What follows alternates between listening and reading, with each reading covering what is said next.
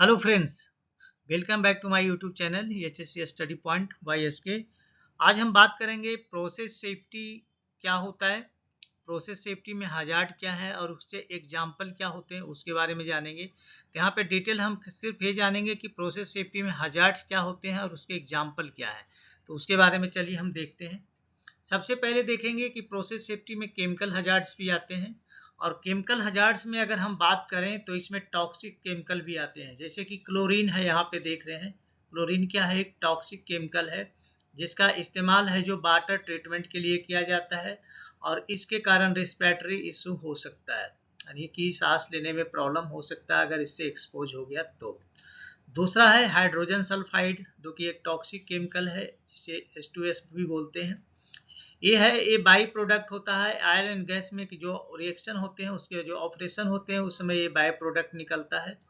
एक can be lethal in high concentration है, high concentration पे ये काफ़ी ही खतरनाक होता है। हाई कंसंट्रेशन अगर किसी को लग गया तो हो सकता है बचाना उससे मुश्किल हो सकता है। तो टॉक्सिक केमिकल हमने देख लिया, नहीं केमिकल हजार्ड में टॉक्सिक केमिकल के कारण प्रॉब्लम होते हैं। नेक्स्ट जो है कोरेसिव मटेरियल एंड केमिकल्स, जैसे कि सल्फ्यूरिक एसिड होता है। सल्फ्यूरिक एसिड एक क्या है? कोरेसिव मटेरियल है। इसका इस्तेमाल खास करके होता है यूज इन बैटरी मैन्युफैक्चरिंग, जहाँ पे बैटरी मैन्युफैक्चरिंग होती है वहाँ पे इसका इस्तेमाल होता है और इसके कारण जो प्रॉब्लम जो होता है सीवियर बर्न हो सकता है अगर किसी को एक्सपोज हुआ तो, यानी किसी के हाथ पे गिर गया तो। दूसरा होता है sodium hydroxide, common in cleaning agent, एक क्लीनिंग एजेंट है। Can damage skin and I, ये आई को और स्किन को डैमेज कर सकता है अगर इसके छींटे ये इस पे या उस पे गिर जाता है तो। नेक्स्ट हजार्ड जो है प्रोसेस सेफ्टी में होता है फिजिकल हजार्ड। तो फिजिकल हजार्ड का मतलब है यहाँ पे वहाँ सारे बहुत सारे इक्विपमेंट होते हैं तो उसमें फिजिकल हजार्ड वहाँ क्या हो सकता है, जैसे कि हाई प्रेशर किसी को लगता है, जैसे स्टीम बॉयलर है। स्टीम बॉयलर क्या होगा? Failure can lead to explosion, अगर फेल्यूर होता है तो यहाँ पे एक्सप्लोजन हजार्ड हो सकता है। दूसरा यहाँ पे गैस पाइपलाइंस रहती है। लीक और rupture can result in catastrophic incident, यहाँ पे बहुत बड़ा एक्सीडेंट हो सकता है अगर लीक हो गया, रप्चर हो गया तो। नेक्स्ट देखेंगे हाई टेम्परेचर की अगर बात करें, ये भी फिजिकल हजार्ड में ही प्रोसेस प्लांट में होता है। तो यहाँ पे हाई टेम्परेचर अगर है तो जैसे कि एक्सोथर्मिक रिएक्शन में होता है in chemical production can lead to thermal runaway, तो यहाँ पे ये प्रॉब्लम यहाँ पे हो सकता है। और नेक्स्ट है जो हॉट सरफेस में जो होता है equipment date can cause burn and set reactor, जैसे रिएक्टर होता है जिसमें रिएक्शन करता है, रिएक्टर में काफ़ी हीट रहती है तो इससे अगर वो कुछ प्रॉब्लम इसमें होता है रिएक्टर में तो इससे बर्न इंजरी हो सकती है। चलिए नेक्स्ट हजार्ड की हम बात करते हैं, वो हो गया मैकेनिकल हजार्ड, जो कि कंस्ट्रक्शन और प्रोसेस दोनों में होता है। जैसे कि यहाँ पे फिजिकल हजार्ड कंस्ट्रक्शन प्रोसेस दोनों में होता है, केमिकल हजार्ड भी कंस्ट्रक्शन प्रोसेस दोनों में होता है। बट यहाँ पे एग्जांपल हम प्रोसेस का अलग बता रहे हैं, वो समझ में आपको आएगा।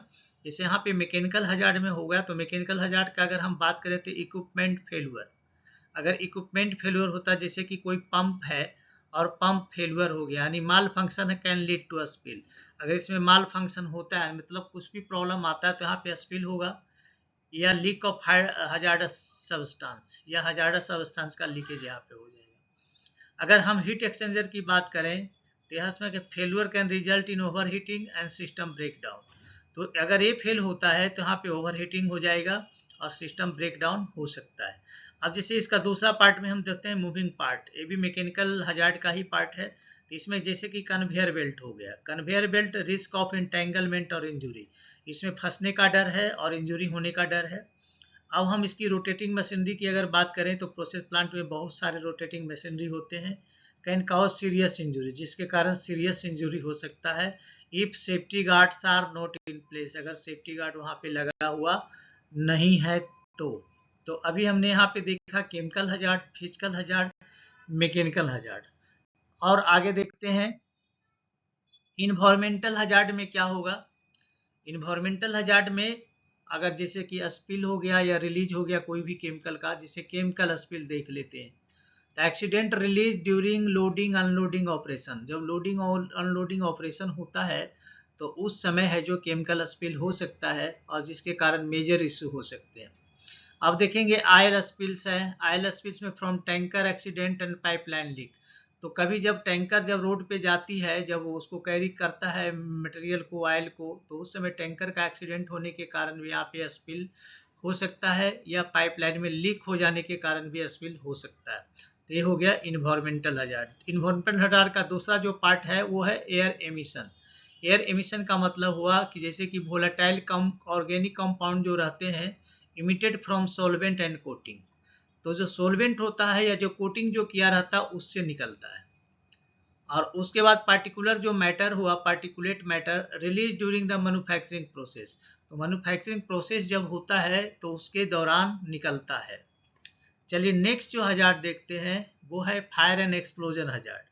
तो फायर एंड एक्सप्लोजन हजार्ड का पहला पार्ट देखेंगे, जैसे कि फ्लेमेबल लिक्विड, जैसे कि एसीटोन, उसका एग्जांपल एक ले लेते हैं। एसीटोन क्या होता है, कॉमन इन लेबोरेटरी, इसका लेबोरेटरी में इस्तेमाल ज़्यादा किया जाता है, जो कि हाईली फ्लेमेबल होता है। दूसरा है gasoline, use in automotive application, जहाँ पे गाड़ियाँ बनती हैं वहाँ पे इसका इस्तेमाल होता है। रिक्वायर्स केयरफुल स्टोरेज, यहाँ पे है जो केयरफुल इसका स्टोरेज करने की जरूरत है, अदरवाइज यहाँ पे बहुत बड़ा प्रॉब्लम हो सकता है। नेक्स्ट अगर हम फायर एंड एक्सप्लोजन के हजार्ड की बात करें तो सेकेंड पार्ट की बात करेंगे कि डस्ट एक्सप्लोजन। तो डस्ट एक्सप्लोजन में क्या होगा, जैसे कि ग्रेन डस्ट हो गया। इन ग्रेन साइलोज, जो ग्रेन का जो साइलोज होता है can lead to catastrophic explosion, यहाँ पे बहुत बड़ा एक्सप्लोजन हो सकता है। कैटास्ट्रोफिक मतलब जिसमें बहुत सारे लोग मारे जा सकते हैं। नेक्स्ट है जो मेटल डस्ट है, in manufacturing can ignite under the right condition. तो ये है जो मेटल डस्ट हो गया। तो अभी हमने यहाँ पे देखा फायर एंड एक्सप्लोजन हजार्ड। अभी देखेंगे प्रोसेस हजार्ड की बात अगर हम करें तो प्रोसेस हजार्ड में क्या होगा, रिएक्टिविटी होगा, यानी कि दो केमिकल का रिएक्शन होना, जैसे कि क्लोरीन एंड अमोनिया। तो क्लोरीन और अमोनिया अगर मिक्स होता है, mixing this can create toxic gas. अगर दोनों आपस में मिल गया तो क्या करेगा, टॉक्सिक गैस क्या करेगा, क्रिएट करेगा। उसके बाद है peroxides can decompose explosively if not handled properly. तो ये भी एक प्रॉब्लम है, अगर इसको प्रॉपरली हैंडल नहीं किया जाएगा तो ये क्या होगा, एक्सप्लोसिव हो सकता है और खतरनाक हो सकता है। उसके बाद इसमें सेकेंड पार्ट की बात करें तो लॉस ऑफ कंटेनमेंट, मतलब स्टोरेज टैंक फेल्यूर अगर होता है तो can lead to significant leak and environmental damage. अगर वहाँ पे लीकेज होता है तो इस केस में इन्वायरमेंट को डैमेज करेगा। और यहाँ पे पाइप अगर रप्चर होता है can cause spill and toxic release, अगर पाइप रप्चर होता है तो यहाँ पे स्पिल भी होगा और साथ में टॉक्सिक रिलीज भी होगा। चलिए नेक्स्ट जो हजार्ड है वो देखते हैं, ह्यूमन फैक्टर। ह्यूमन फैक्टर का मतलब यहाँ पे कहने का मतलब है कि आदमी से भी गलती होती है, तो ह्यूमन फैक्टर में क्या हो सकता है, जैसे कि ऑपरेटर है या ह्यूमन का एरर हुआ कुछ, जिसके कारण क्या होगा, इनकरेक्ट वाल्व ऑपरेशन, अगर वाल्व का ऑपरेशन गलत कर दिया लीडिंग टू अनकंट्रोल्ड रिलीज, तो यहाँ पे क्या होगा, उसके अंदर जो केमिकल्स है या उसके अंदर जो मटेरियल है, जो सब्सटेंस है, वो होगा रिलीज होगा अनकंट्रोल्ड वे में। ठीक है। और नेक्स्ट है failure to follow procedure, procedure को फॉलो अगर नहीं करता है तो उसके इसमें क्या कैन रिजल्ट इन एक्सीडेंट, तो वहाँ पे एक्सीडेंट की संभावना हो सकती है। दूसरे ह्यूमन फैक्टर से रिलेटेड क्या हो सकता है, फटिक, फटिक मतलब उससे बहुत ज़्यादा काम लेना, यानी कि वो थका हुआ है। जैसे कि लॉन्ग शिफ्ट, अगर लॉन्ग शिफ्ट उसका है, can impair judgement and increase the risk of mistake, तो क्या हो, जजमेंट ठीक से नहीं कर पाएगा और गलती करने की जो उसकी जो रिस्क है वो बढ़ जाएगा, वो गलती उससे बहुत ज़्यादा होगा क्योंकि उसका बॉडी थका हुआ है, फटिक है।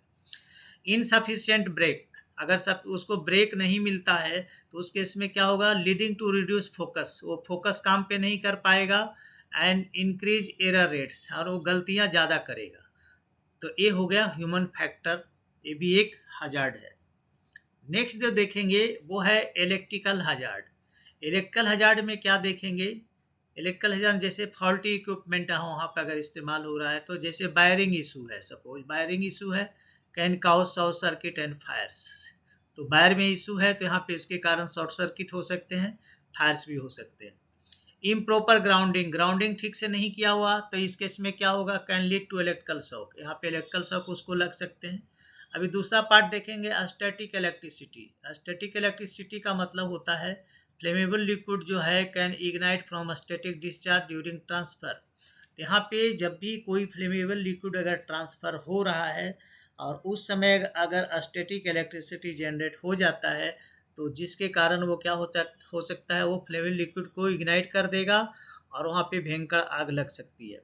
नेक्स्ट देखेंगे इर्गोनॉमिक्स हजार्ड।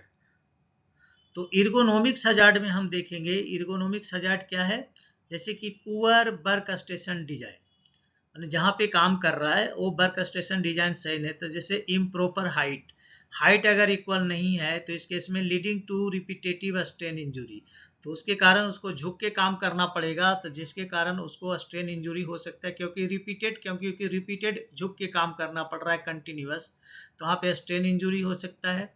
और इनएडिक्वेट टूल्स का मतलब हुआ can cause over extension injury, तो ये देखना है टूल्स है जो एडिक्वेट होना चाहिए।